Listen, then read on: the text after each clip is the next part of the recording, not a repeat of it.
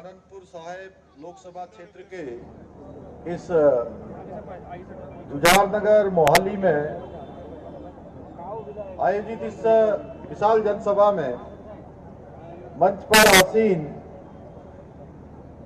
जिला अध्यक्ष मोहाली भाई संजीव वशिष्ठ जी, महाराज श्री सुभाष शास्त्री जी, अनिल गुड्डू जी, नीली गर्ग जी, विजय शर्मा जी, दिनेश मिश्रा जी, वीएस बिष्ट जी, सुरेश जोशी जी, सुरेश जी राठौर, रोशन लाल बड़ोनी जी, श्री बीवी बहुगुणा जी, मनोज शर्मा जी, ताहिल शर्मा जी, कर्नल भूपेंद्र शाही जी, रीटा सिंह जी, अंगद शाह जी, रोशन झा जी एवं मंच पर उपस्थित भारतीय जनता पार्टी के सभी हमारे सभी पदाधिकारीगण, सभी नेतागण और इस कार्यक्रम में बड़ी संख्या में यहाँ पर उपस्थित मेरे सभी बड़े बुजुर्ग, माताएं, बहनें एवं मेरे नौजवान साथियों, उपस्थित हमारे मीडिया के सभी मित्र, पत्रकार मित्र, छायाकार बंधुओं, यहाँ पर इतनी बड़ी संख्या में आप सब पधारे हैं। मैं आप सभी का देवभूमि उत्तराखंड के मुख्य सेवक के नाते आप सबका अपनी ओर से स्वागत करता हूं, आप सबका अभिनंदन करता हूं और इस पवित्र स्थान गुरुद्वारा श्री आनंद साहिब इसी लोक क्षेत्र में पड़ता है, जहां से गुरु गोविंद सिंह जी ने खालसा पंथ की स्थापना की थी। भाइयों बहनों, आज मैं इस पवित्र भूमि पर आप सबके बीच में यहां से लोकसभा के प्रत्याशी डॉक्टर सुभाष शर्मा जी के लिए आप सबका मत और समर्थन मांगने के लिए आया हूं। डॉक्टर सुभाष शर्मा इस क्षेत्र के चहुमुखी विकास के लिए काम करेंगे। युवा हैं, नवयुवक हैं। मैं आप सभी से आह्वान करता हूं कि 1 जून को होने वाले लोकसभा के चुनाव में एकजुट होकर आपका एक एक वोट कमल के फूल को मिले, माननीय प्रधानमंत्री जी को मिले और आपका एक एक वोट सीधे सीधे आदरणीय प्रधानमंत्री मोदी जी को सीधे सीधे ताकत देने वाला है, उनके हाथों को मजबूत करने वाला है। हम सब जानते हैं पिछले 10 वर्ष के कालखंड में आदरणीय प्रधानमंत्री मोदी जी ने अपने जीवन के एक एक पल और एक एक क्षण को भारतवासियों के लिए लगाया है, देशवासियों को लगाया है और पूरे देशवासियों को अपना परिवार मानकर काम किया है। और उसी का परिणाम है कि भारत आज हर क्षेत्र में नए नए कीर्तिमान स्थापित कर रहा है। बड़े बड़े काम देश के अंदर हो रहे हैं, नए नए एक्सप्रेस वे बन रहे हैं, बड़े बड़े एलिवेटेड रोड बन रहे हैं, हवाई अड्डों का विस्तार हो रहा है, हवाई अड्डे बन रहे हैं, एम्स बन रहे हैं, आईआईटी, आईआईएम तेज गति से देश के अंदर बृहद स्तर पर इनका निर्माण हो रहा है। भाइयों बहनों, आप सबको जानकर ये खुशी होगी कि आजादी के बाद जितने देश भर के अंदर हवाई अड्डों का निर्माण हुआ, उससे ज्यादा हवाई अड्डे प्रधानमंत्री मोदी जी के केवल 10 वर्षों के कालखंड में निर्माण हुआ है। अपने आप में एक रिकॉर्ड हुआ है। आज भारत दुनिया के मानचित्र में एक महाशक्ति के रूप में उभरा है।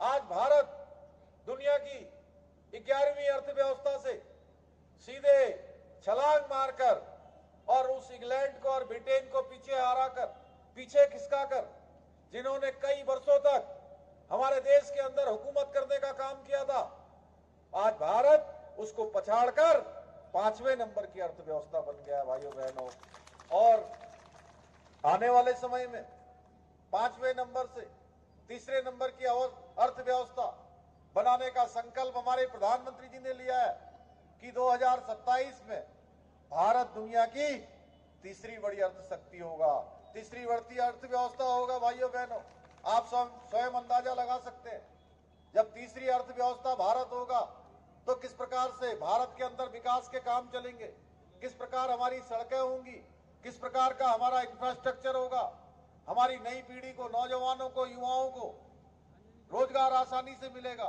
हर क्षेत्र में काम करने का अवसर मिलेगा, हर किसी का व्यापार करने वाले का व्यापार बढ़ेगा, उद्योग जगत वाले का उद्योग बढ़ेगा, निवेशकों का निवेश और अच्छा नियोजन करेगा। अभी आप सबने देखा किस प्रकार से हमारे देश के अंदर G20 का आयोजन हुआ, किस प्रकार से आदरणीय प्रधानमंत्री मोदी जी के नेतृत्व में हमारे वैज्ञानिकों ने 1 साल से भी कम समय में कोरोना रोधी वैक्सीन का निर्माण किया, किस प्रकार हमारे वैज्ञानिकों ने चंद्रयान की सफलता चंद्रमा में स्थापित हो गया, आदित्ययान का प्रक्षेपण हो गया। हर क्षेत्र में आज भारत तेजी से आगे बढ़ा है, क्योंकि ये सब इसलिए हो पा रहा है क्योंकि हमारे पास आदरणीय मोदी जी के रूप में एक ऐसा दूरदर्शी और दृढ़ निश्चयी प्रधानमंत्री है जो केवल और केवल जीता है, काम करता है, सोचता है तो केवल और केवल अपने देश के 140 करोड़ देशवासियों के लिए सोचता है, उनको अपना परिवार मानकर काम करता है। हर गरीब के कल्याण के लिए योजनाएं देश के अंदर बनी है, हर गरीब के जीवन को आसान बनाने का काम हुआ है। उज्ज्वला योजना हो, आयुष्मान भारत योजना हो, जल जीवन मिशन की योजना हो, प्रधानमंत्री आवास योजना हो, गरीब कल्याण अन्न योजना हो, या हमारी मातृशक्ति को, हमारी बहनों को लखपति बनाने के लिए लखपति दीदी योजना हो, हर क्षेत्र में आदरणीय प्रधानमंत्री जी ने हर एक वर्ग के उत्थान के लिए काम किया है। इसी का परिणाम है कि पिछले 10 वर्षों में 25 करोड़ लोग गरीबी रेखा से बाहर निकले हैं। भाइयों बहनों, उनका जीवन भी आसान हुआ है और मोदी जी के नेतृत्व में इन 10 वर्षों में अनेक ऐतिहासिक निर्णय भी लिए गए हैं, ऐतिहासिक फैसले लिए गए हैं, जिन फैसलों के बारे में लोग कहते थे कि कश्मीर से अगर धारा 370 हटेगी तो खून खराबा हो जाएगा, अशांति हो जाएगी। भाइयों बहनों, आदरणीय प्रधानमंत्री मोदी जी ने हिम्मत करी और कश्मीर को भारत का अभिन्न अंग बनाकर 370 समाप्त करने का काम एक ऐतिहासिक निर्णय लेकर कर दिया। भाइयों बहनों, और एक मच्छर भी वहां पर नहीं मरा। आज लाल चौक पर तिरंगा शान से फहरता है। आज भारत का अभिन्न अंग जो कश्मीर, जहां दूसरा झंडा लगता था, वहां भारत का तिरंगा नहीं फहरता था, वहां का प्रधानमंत्री अलग होता था, वहां का संविधान अलग चलता था। एक देश के अंदर एक विधान, एक देश के अंदर एक निशान और एक देश के अंदर एक प्रधान की परिपाटी को साकार रूप देने का काम किसी ने किया है तो हमारे प्रधानमंत्री आदरणीय मोदी जी ने किया है। नागरिकता संशोधन अधिनियम देश के अंदर लागू हो गया। भाइयों बहनों, सीएए का कानून, जिसमें हमारे सिख भाई, हिंदू भाई, बौद्ध भाई या पारसी भाई जो बांग्लादेश के अंदर, अफगानिस्तान के अंदर या पाकिस्तान के अंदर तमाम अमानवीय व्यवहार को सह रहे थे, दूसरे दर्जे का जीवन यापन कर रहे थे, उन्होंने भारत में शरण ली। उनको भारत की नागरिकता देने का काम, उनको सम्मान पूर्वक जीने का अधिकार देने का नियम, कानून लाकर आदरणीय प्रधानमंत्री जी ने उनके जीवन को भी आसान बना दिया। भाइयों बहनों, सम्मान पूर्वक जीने का अवसर उनको भी मिल गया। इसी प्रकार हम सब लंबे समय से एक प्रतीक्षा करते थे कि जहां भगवान राम पैदा हुए वहां पर उनका मंदिर बनना चाहिए। मैं कई बार गया वहां। भाइयों बहनों, मैंने देखा कि भगवान राम टेंट के अंदर रहते हैं। जितनी बार मैं उत्साह से वहां जाता था, जोश से जाता था और वहां पहुंचता था तो देखता था कि भगवान टेंट के नीचे। भाइयों बहनों, उनको टेंट में देखकर मन बहुत दुखी होता था, मन में निराशा होती थी और मैं भी सोचता था बचपन से कि कब भगवान का मंदिर बनेगा, कब भगवान अपने महल बजाएंगे, कब प्राण प्रतिष्ठा होगी और कब फिर से हमको राम युग में जीने का अवसर मिलेगा, राम युग कब हमको मिलेगा। भाइयों बहनों, ये सौभाग्य भी हम सबके सामने किसी ने हमारे सामने लाने का काम किया है तो हमारे प्रधानमंत्री मोदी जी के कारण भाइयों बहनों ये अवसर भी हमको मिला है। पहले भारत की सेना अगर कोई दुश्मन की गोली आती थी, किसी आतंकवादी या अलगाववादी या जिहादी की गोली आती थी तो दुश्मन की गोली का जवाब देने के लिए हमारे देश के सैनिकों को आदेश देना पड़ता था, पूछना पड़ता था कि गोली का जवाब देना है कि नहीं देना है।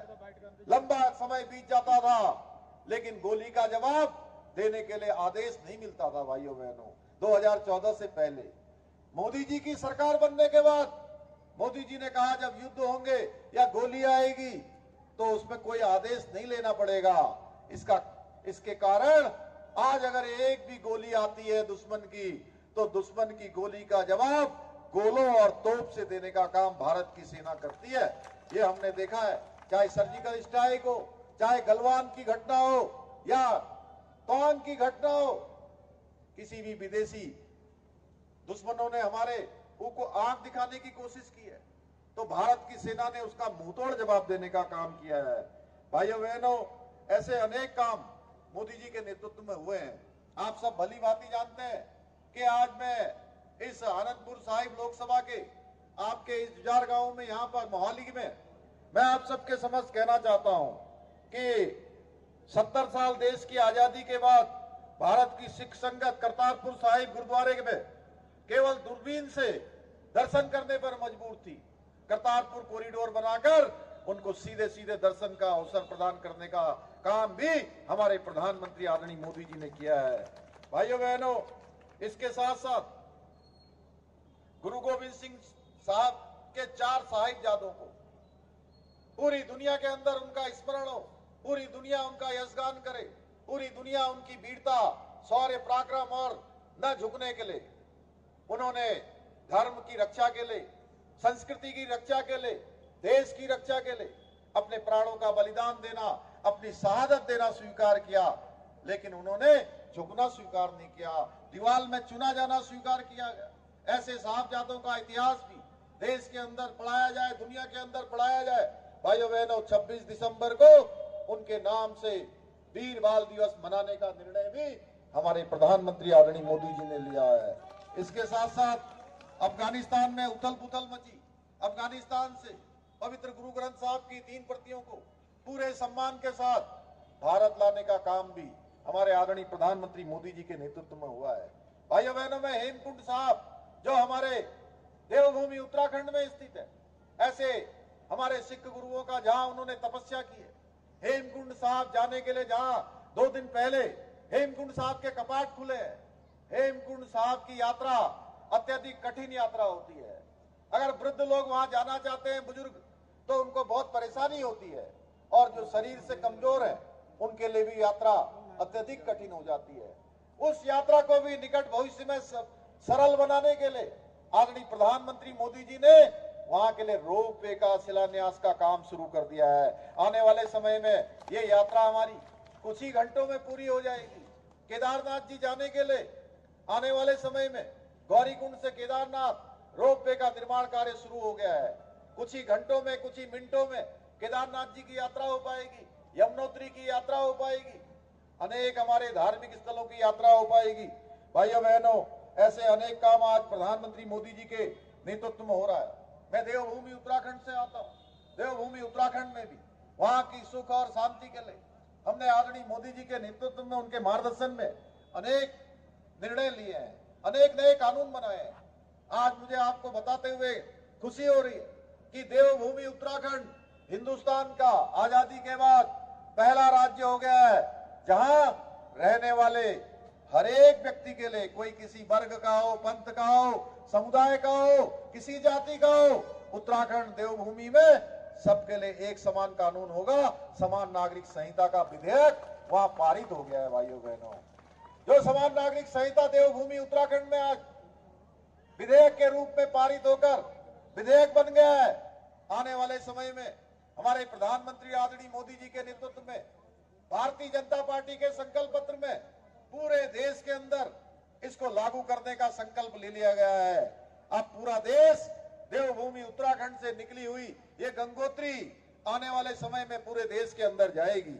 इसके साथ साथ हमने धर्मांतरण रोकने के लिए, दंगा रोकने के लिए, अतिक्रमण हटाने के लिए हमने कठोर निर्णय लिए हैं। भाइयों बहनों, जहां धर्मांतरण विरोधी कानून बनाया है, दंगा रोधी कानून बनाया है, और हजारों एकड़ जमीन जो लैंड जिहाद जो उत्तराखंड देवभूमि में चल रहा था, देवभूमि भूमि के मूल स्वरूप को खराब करने का षड्यंत्र हो रहा था। हमने इसके खिलाफ अतिक्रमण हटाने का अभियान शुरू किया भाइयों बहनों, और 5000 एकड़ से भी ज्यादा जमीन इस लैंड जिहाद से हमने मुक्ति करने का काम किया है। इसके साथ साथ भाइयों बहनों, जहां एक तरफ आदरणीय मोदी जी के नेतृत्व में हम सब समर्पित होकर भारतीय जनता पार्टी के लोग काम कर रहे हैं, वहीं दूसरी ओर कांग्रेस केवल और केवल अपने व्यक्तिगत हित के लालच में पड़ी हुई है। आपको याद होगा 2014 से पहले किस प्रकार देश के अंदर हर एक दिन कोई घपला होता था, किसी दिन घोटाला होता था, कोई न कोई भ्रष्टाचार का मामला आता था। भाइयों बहनों, भ्रष्टाचार की बारिश उस समय होती थी, लेकिन आदरणीय मोदी जी के 10 वर्षों के कालखंड में एक भी घोटाला नहीं हुआ, एक भी भ्रष्टाचार का मामला नहीं आया, क्योंकि आदरणीय मोदी जी ने प्रधानमंत्री बनते ही कहा था, ना तो मैं खाऊंगा ना मैं किसी को खाने दूंगा। भाइयों बहनों, सत्ता के लालच में कांग्रेस देश और देश के हित और संविधान के साथ भी खिलवाड़ कर रही है, संविधान के विपरीत कदम उठा रही है। तुष्टीकरण की राजनीति करने वाले कांग्रेस के नेता अब विरासत टैक्स लगाने की बात कर रहे हैं। इतना ही नहीं, इन्होंने अन्य पिछड़ा वर्ग का जो आरक्षण है वह भी छीनकर एक वर्ग विशेष के लोगों को देने की तैयारी कर ली है। लेकिन देश की जनता कांग्रेस के इन मंसूबों को किसी भी कीमत पर कामयाब नहीं होने देंगी। भाइयों बहनों, आम आदमी पार्टी भ्रष्टाचार के मामले में कांग्रेस को भी पीछे छोड़ रही है। भ्रष्टाचार के मामले में केजरीवाल सहित पार्टी के सभी बड़े नेता आज जेल की चक्की पीस चुके हैं। आम आदमी पार्टी वाले किसी के सगे नहीं है, ये सिर्फ दूसरों को ठगना जानते हैं। आपके बगल की लोकसभा सीट चंडीगढ़ में आप और कांग्रेस पार्टी साथ साथ हैं और पंजाब में एक दूसरे के खिलाफ चुनाव लड़ रहे हैं, दिल्ली में साथ साथ है, हरियाणा में साथ साथ है। भाइयों बहनों, पूरे पंजाब के अंदर एक दूसरे को कोसने का काम कर रहे हैं, और यहां चंडीगढ़ में और दिल्ली में और हरियाणा में गलवैया कर रहे हैं। ये ऐसा ठगबंधन बना है, आपस में ही एक दूसरे को ठगने का काम कर रहे हैं। ऐसे ठगी करने वाले लोगों से हमें सावधान रहने की आवश्यकता है। मैं पंजाब में आज पिछले कई दिनों से अनेक जगह प्रचार में जा चुका हूं।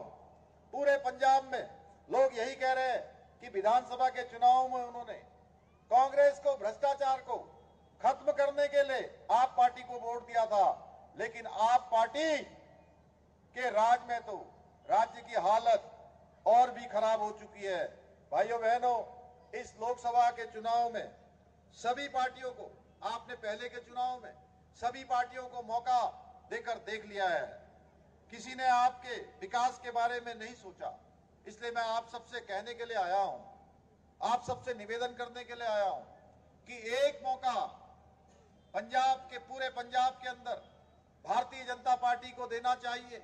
आप सब भारतीय जनता पार्टी को मौका देंगे तो मैं आपको विश्वास दिलाता हूं कि भाजपा के उम्मीदवार डॉक्टर सुभाष शर्मा जी पूरी प्रतिबद्धता के साथ, पूरी मेहनत के साथ, पूरी ईमानदारी के साथ इस क्षेत्र के लिए कार्य करेंगे। देश के अंदर आज जो रुझान आ रहे हैं, केंद्र में तीसरी बार मोदी जी देश के प्रधानमंत्री बनने जा रहे हैं, ऐसे में अगर आपका सांसद भारतीय जनता पार्टी का होगा तो निश्चित रूप से मोदी जी के मार्गदर्शन में इस क्षेत्र को बेहतर तरीके से आगे बढ़ाने का काम करेगा। इसलिए मैं आप सबसे आह्वान करने के लिए आया हूं कि 1 जून को भारतीय जनता पार्टी के उम्मीदवार डॉक्टर सुभाष शर्मा जी को कमल वाले बटन को दबाकर भारी मतों से विजय बनाए और आदरणीय प्रधानमंत्री जी का जो 400 पार का जो नारा है, जो संकल्प है, उस नारे को पूरा करने में इस लोकतंत्र के महायज्ञ में आप सब योगदान दें। इतना ही मैं आप सबसे निवेदन करता हुआ, आप सबका धन्यवाद करते हुआ, क्योंकि मुझे बोलना और भी बहुत था, एक अन्य कार्यक्रम भी काफी विलंब हो गया है। मैं आज दिन में 2 बजे से लगातार यहाँ कई सारे कार्यक्रमों में गया हूँ, उसके कारण मुझे यहाँ भी विलंब हुआ। इसलिए मैं आप सबसे फिर से एक बार आप सबका दिल से धन्यवाद करते हुए अपनी बात को समाप्त करता हूँ। बहुत बहुत धन्यवाद। जय हिंद, जय भारत। हमारे बीच श्री विनय रोहिल्ला जी, राज्य मंत्री उत्तराखंड।